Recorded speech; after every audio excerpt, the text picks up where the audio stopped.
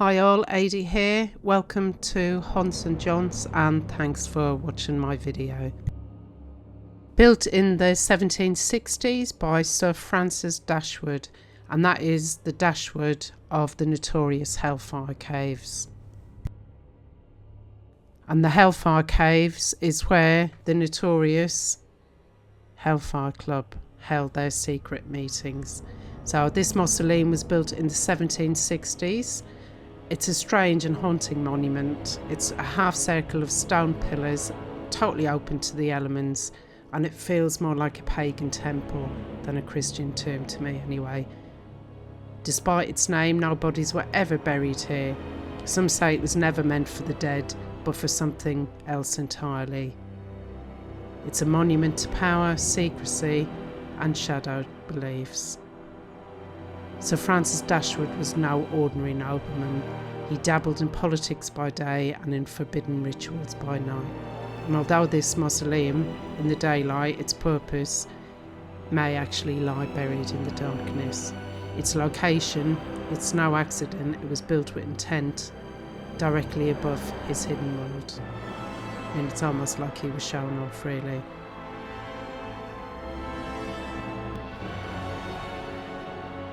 Just beside the mausoleum, you can see St Lawrence's Church. We're going to walk around there in a minute. It's got a golden ball-topped tower and it glints like a relic from another world.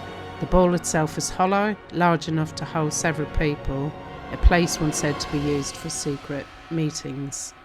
So not only did he have secret meetings in his caves, directly beneath the church, he also had secret meetings in the Golden Ball.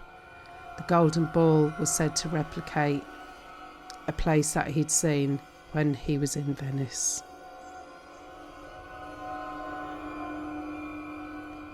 The church, like the mausoleum, I also meant to mention that the mausoleum is actually on a ley line. This is the graveyard. What a beautiful view. So the church, like the mausoleum, sits atop a hill and it's laced with ancient energy and a much darker history. You can really feel the energy up here. The churchyard was okay, but the mausoleum just was very strange energy.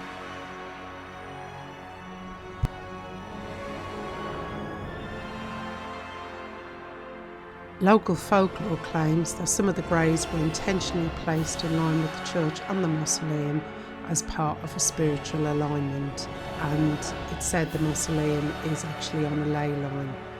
So this could possibly reflect Dashwood's interest in paganism and mysticism. There's loads of ghost stories, including cold spots and the sounds of footsteps. Some of these beautiful graves have fallen into complete disrepair, which always makes me really sad. They may sit in silence with their stones weathered by time and be forgotten, but what they stand over and what they're above is far from forgotten.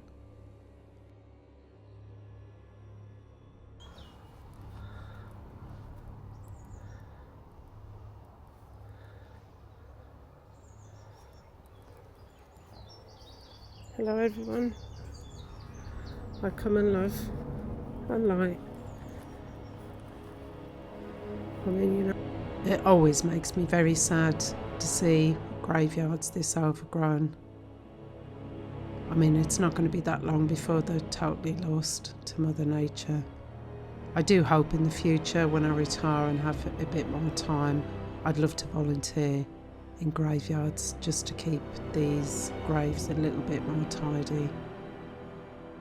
It's just sad that all the information might be lost, because not every parish has good burial records, although it should. But there was loads of headstones in here which were very typical of the Georgian time. The skulls, hourglasses and winged angels. Loads of crosses in here as well. Although I was looking for information and it said they're all 18th century burials, but I know we found one over to the left hand side that was definitely 16th century. Now on the top of the roof there there was a huge swarm of either bees or wasps, so I decided not to go over that way. Oh, look at this gorgeous little cat. I couldn't quite read what it said.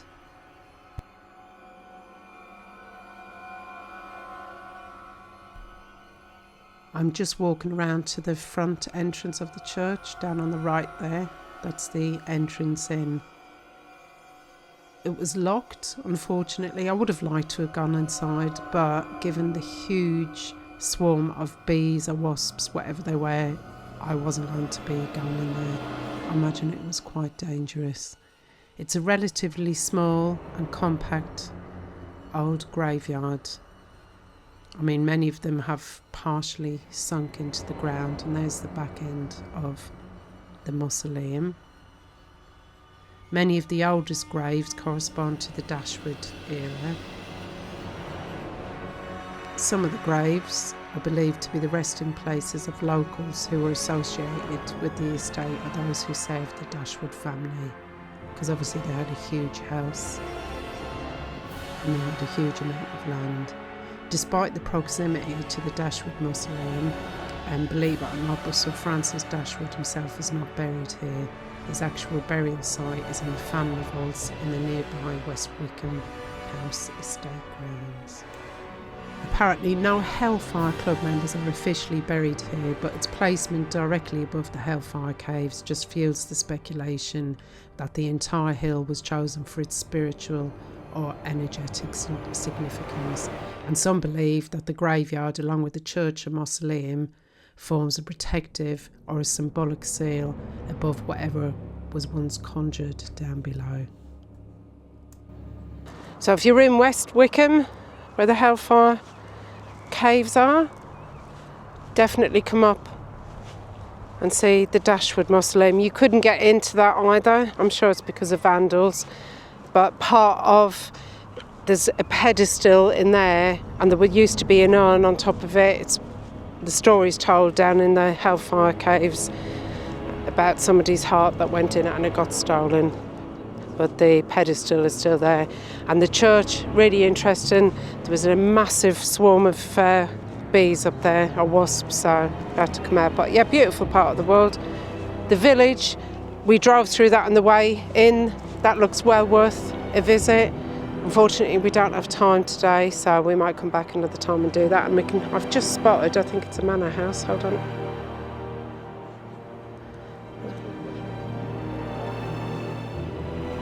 West Wycombe Park House, I've just been informed, so yeah.